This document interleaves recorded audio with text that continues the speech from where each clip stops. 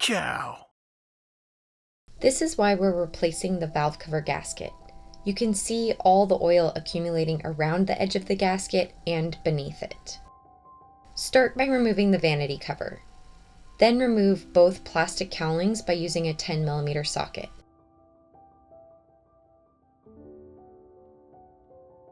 Remove the rubber cap on top of the strut tower. To remove the front strut brace, if you don't have Etorx sockets, you can use a 6.14mm socket on these. We used a trim tool to access the two 14mm strut brace bolts under these caps.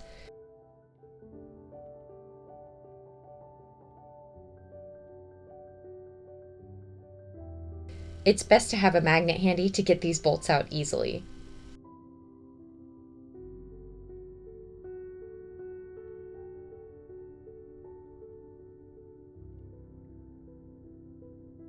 You have options here. If you remove the cable that runs along the weather stripping, you can leave the weather stripping attached to the strut brace. Otherwise, remove the weather stripping from the strut brace and remove the strut brace.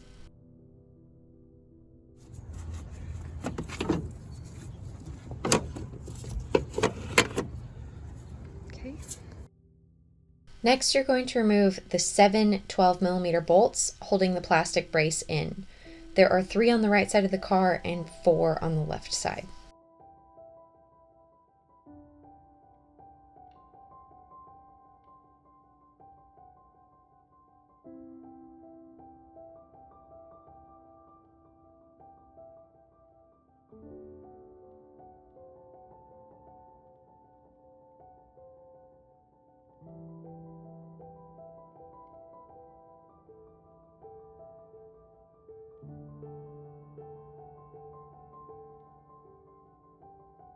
Remove the sound dampening material.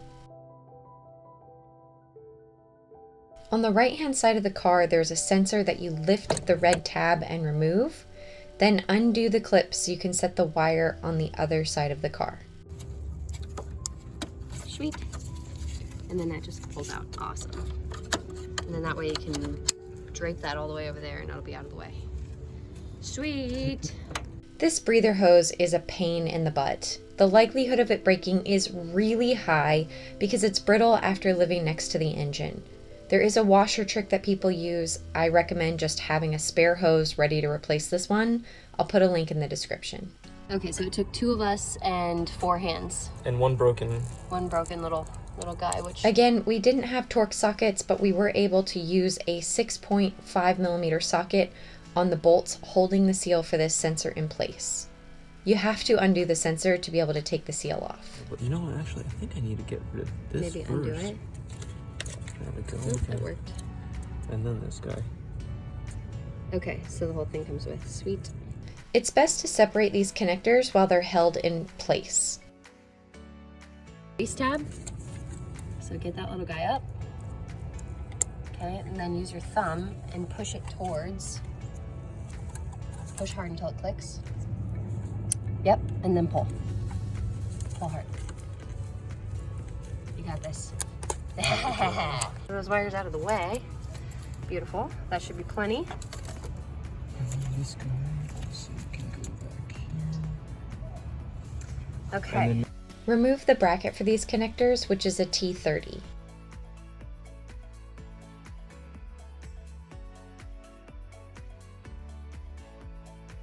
Remove the bracket that attaches the hard AC lines to the valve cover.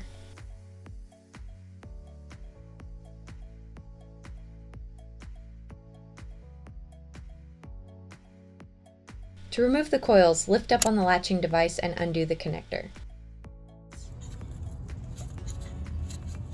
Okay. And then you're gonna wiggle your finger in there like he did to try and get it out, like back and forth. You gotta sort of break the seal, yeah. Nice. Repeat 5 more times.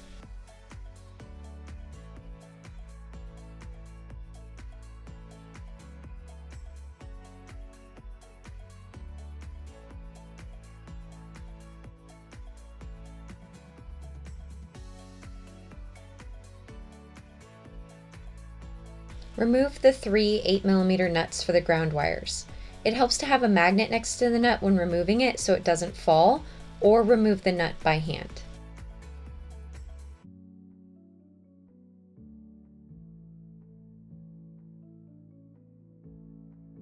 Then disconnect the fuel injector connectors. Okay, so this guy is attached with this little arrow thing, and you push this out. Okay. Where's the next one? That one.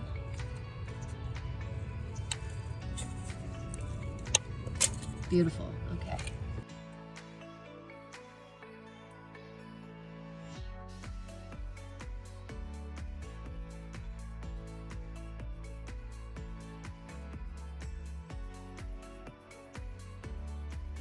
Remove the 3 T25 bolts holding the plastic wiring harness protector onto the valve cover and move it out of the way.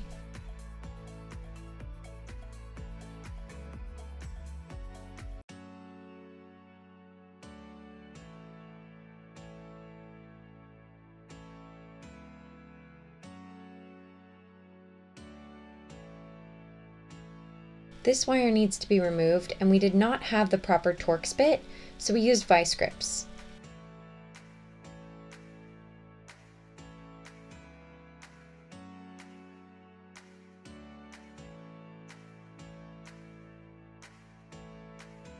Move this to the driver's side so it's out of the way.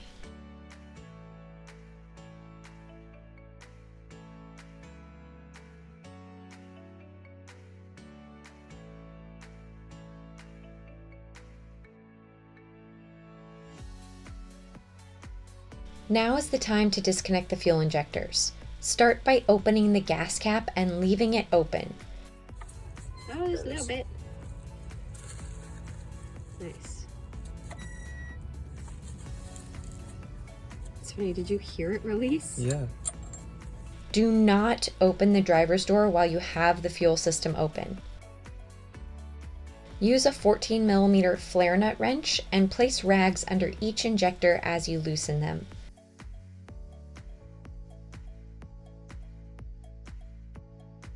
We switched to a flare type crow's foot to reach the rest of the injectors.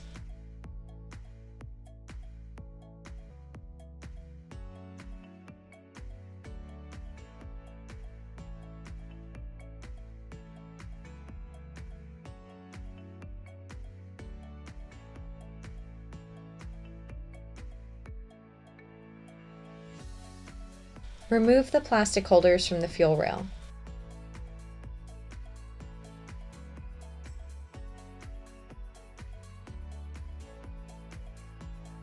Remove the sensor connector off the end of the fuel rail. There's a tab on the underside that you press, then pull.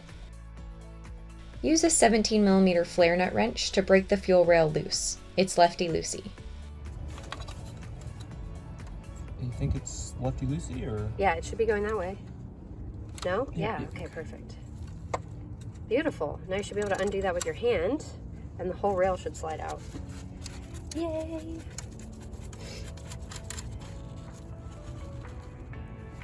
And I'll go find us some tape. Remove the 4 12mm bolts holding the fuel rail to the valve cover.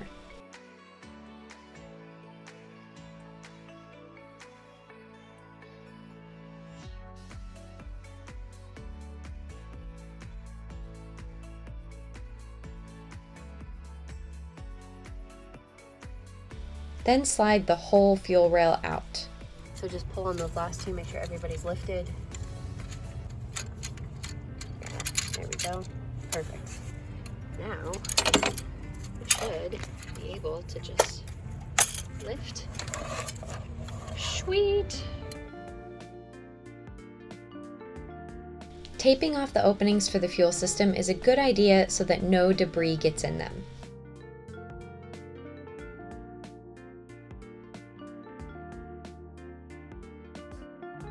Now you just have the valve cover bolts. They are captive, so you don't have to worry about dropping them. Work your way around the edge of the valve cover and don't forget the middle. You can compare your new valve cover to your old one so you can see where they live. We didn't have an E10 socket, so I used an 8mm 6-point socket.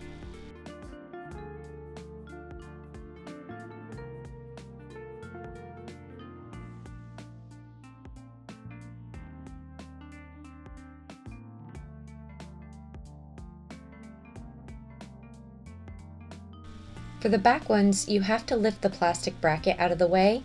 We used a combination of extensions with a U-joint, but a 1/4-inch drive was plenty to break all of these loose. Okay, so this thing's living on top of those 2 bolts. Oh, it's got a set, it's setting on top of those, so you just pull it up and off.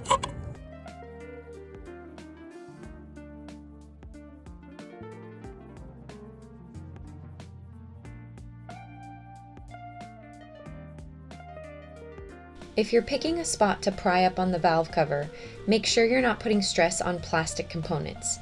Instead, pick a spot that is metal. Yeah, because the metal is okay to pry on. Yeah, perfect. Does it feel like it's coming up evenly? Or does it feel like anything's still attached? Just pull from this corner that you've released. Okay. And if it's attached, you'll know. Mechanics feel is very important here. If it does not feel like it's coming up easily, you probably have a bolt that's still attached by a few threads. The valve cover has to come straight up in order to come off, so you have to squeeze it past the AC lines. Use this as a handle hole.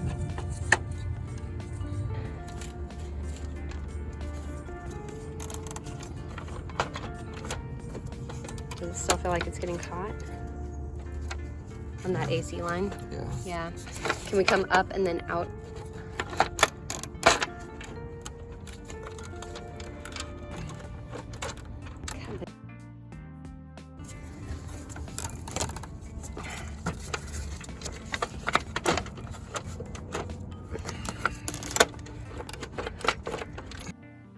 Edge that way, so there you go.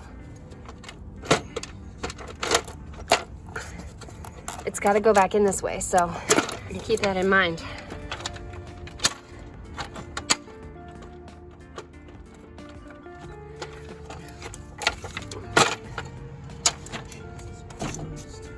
Yay! All of these little sandy things down before they get anywhere, okay? Just clean all of these off. Yeah, that's definitely gonna have to be cleaned off before we put the cap. Okay, you do want to make sure that you make this extra clean before you put the new valve cover back on. I'm going to show you just what it looks like after the fact.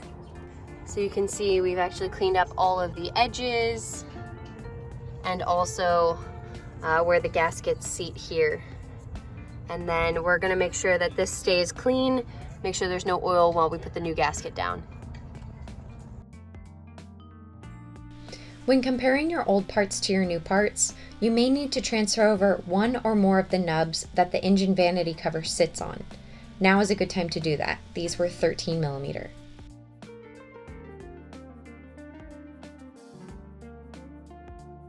Okay, so this is our new valve cover, and you just want to go around and make sure that the gasket is completely seated all the way around, including these middle gaskets here. Thank you.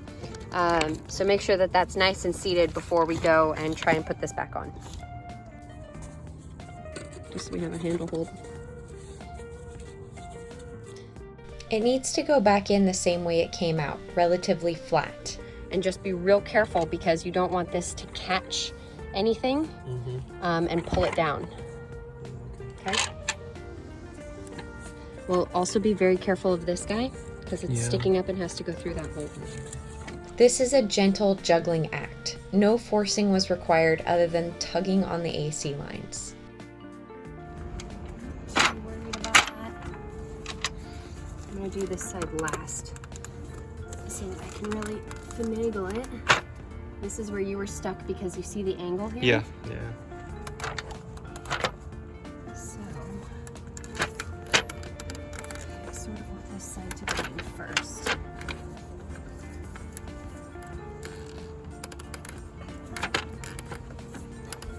Almost there. There you go. Hell yeah. Okay, so this side first. Then we'll come back and worry about this little fucking plastic piece that's in the way. I want to make sure we're not getting caught. Make sure the gasket's still attached. Yeah. Okay, because it's got to go that way like a lot. Not too much, no. I mean, the top part, yeah. Yes, but we're stuck on this little thing. It's stuck on it, so it needs to go. There it is.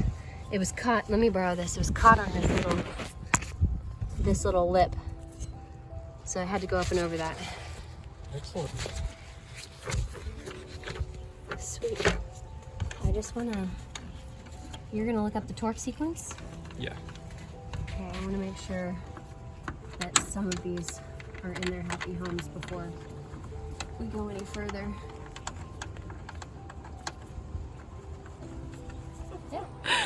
I like to torque these in a multi-step sequence. The first is to just sort of get them all started.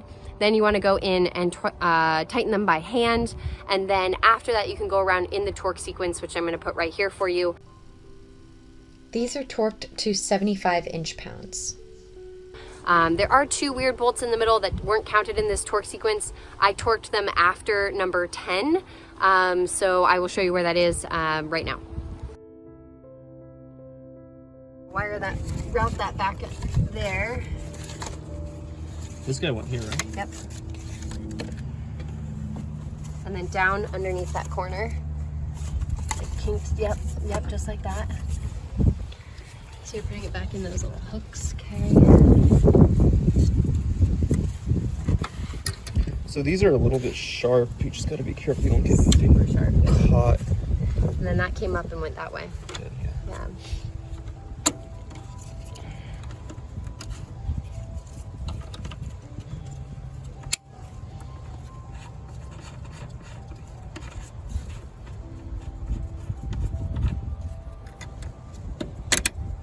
If you took this cable off, reattach it now. Put the fuel rail back on. You're going to want to line up this fluted thing with that guy and all those little guys before we start putting bolts in. Small fuel lines are 17 foot-pounds and large fuel lines should be torqued to 22 foot-pounds. Okay, great technique is to loosely start all of these bolts and these guys and this before tightening anything down. Yeah, fuel rail, 10 foot-pounds. So right here? Yeah.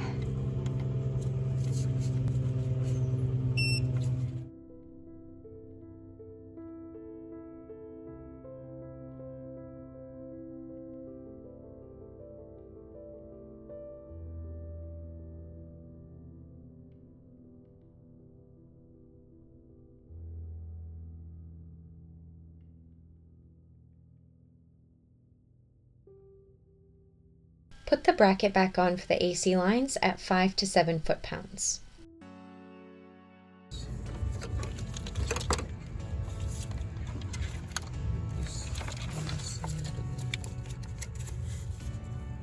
Yep. So these guys just go right here. This guy goes. Reconnect the ground wires and fuel injector connectors.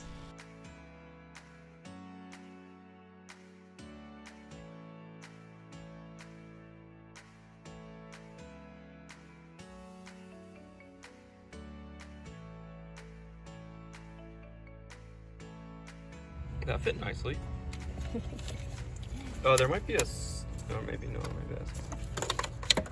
Not sure if there's a thinner one that goes in first or second or. No, I'm pretty sure that's how it fits.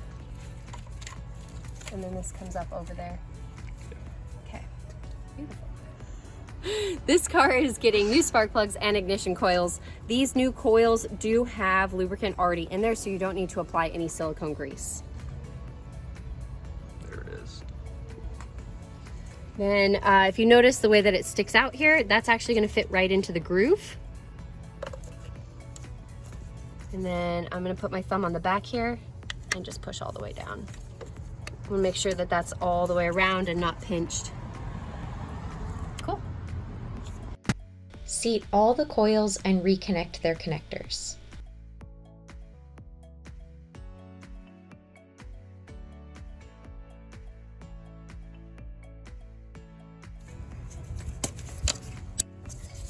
They also sort of have to be straight up and down for them to be happy. and then they like catch a piece of it and then tuck it in. Nice. Okay. So 1, 2, 3. Got a feeling all these guys are gonna be tough.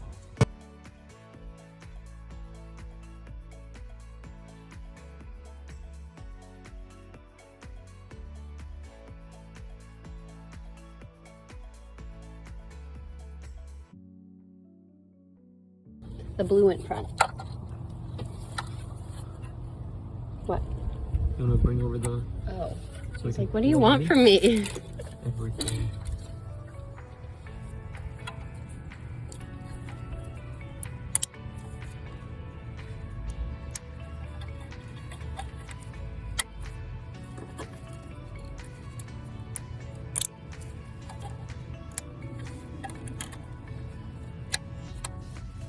Nice.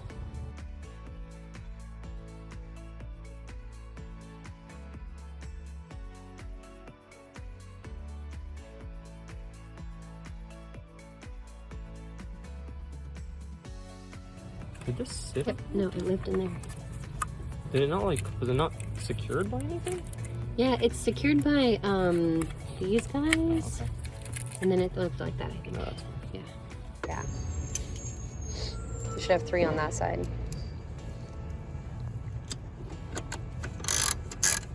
Okay, make sure to start all of these little guys on both sides before tightening anything down. If you removed the wiring and the weather stripping, put it back together and get it ready to go back on the upper strut brace. That connector has to go through and under this strut bar before hooking everybody back up.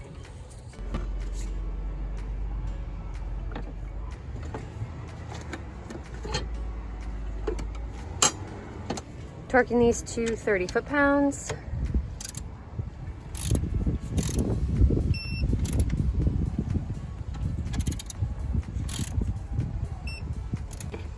And you're just feeding it into the slot, right? Yeah, so there's a Yeah. opening right here, and that just goes in here.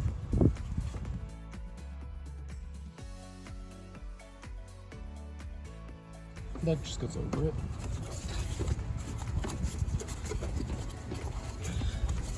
So this lines up with this. Cool. And our PVC pipe broke in the process of this, which hooks to right here. So we're just gonna go get a new one.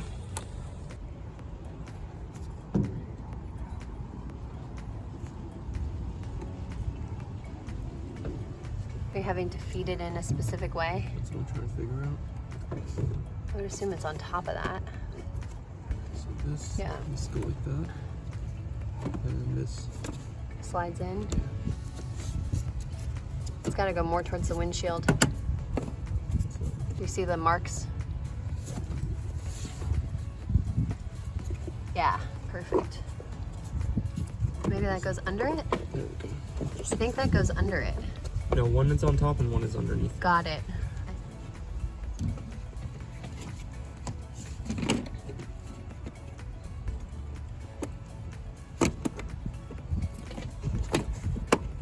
Nice. Sweet. Now those are gonna go on 1, 2, wait. Yeah. Yeah, 1, this one, Yep. 2, Yep. 3, and 4.